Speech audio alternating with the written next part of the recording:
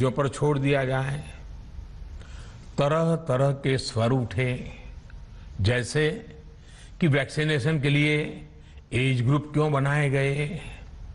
दूसरी तरफ किसी ने कहा कि उम्र की सीमा आखिर केंद्र सरकार ही क्यों तय करे। कुछ आवाजें तो ऐसी भी उठी कि बुजुर्गों का वैक्सीनेशन पहले क्यों हो रहा है। भांति भांति के दबाव भी बनाए गए। देश के मीडिया के एक वर्ग ने इसे कैंपेन के रूप में भी चलाया।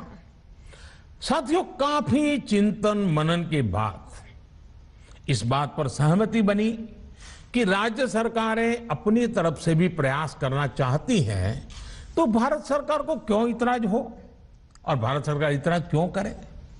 राज्यों की इस मांग को देखते हुए, उनके आग्रह को ध्यान में रखते हुए 16 जनवरी से जो व्यवस्था चली आ रही थी, उसमें प्रयोग के तौर पर एक बदलाव किया गया।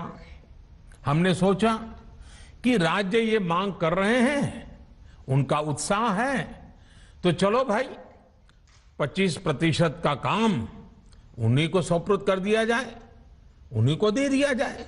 स्वाभाविक है। 1 मई से राज्यों को 25% काम उनके हवाले कर दिया गया। उसे पूरा करने के लिए उन्होंने अपने अपने तरीके से प्रयास भी किए। इतने बड़े काम में किस तरह की कठिनाइयां आती हैं, ये भी उनके ध्यान में आने लगा। उनको पता चला पूरी दुनिया में वैक्सीन की क्या स्थिति है, इसकी सच्चाई से भी राज्य परिचित हुए। और हमने देखा, एक तरफ मई में सेकेंड वेव, दूसरी तरफ वैक्सीन के लिए लोगों का बढ़ता रुझान, और तीसरी तरफ राज्य सरकारों की कठिनाइयां। मई में 2 सप्ताह बीतते बीतते कुछ राज्य खुले मन से ये कहने लगे कि पहले वाली व्यवस्था ही अच्छी थी। धीरे धीरे इसमें कई राज्य सरकारें जुड़ती चली गई। वैक्सीन का काम राज्यों पर छोड़ा जाए। जो इसकी वकालत कर रहे थे, उनके विचार भी बदलने लगे। एक अच्छी बात रही कि समय रहते राज्य पुनर्विचार की मांग के साथ फिर आगे आए।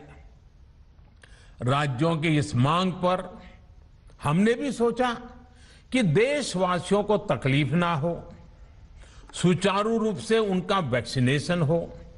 इसके लिए 1 मई के पहले वाली, यानी 1 मई के पहले 16 जनवरी से अप्रैल अंत तक जो व्यवस्था थी, पहले वाली पुरानी व्यवस्था को फिर से लागू किया जाए। साथियों, आज ये निर्णय लिया गया है कि राज्यों के पास वैक्सीनेशन से जुड़ा जो 25% काम था, उसकी जिम्मेदारी भी भारत सरकार उठाएगी। ये व्यवस्था आने वाले 2 सप्ताह में लागू की जाएगी। इन 2 सप्ताह में केंद्र और राज्य सरकारें मिलकर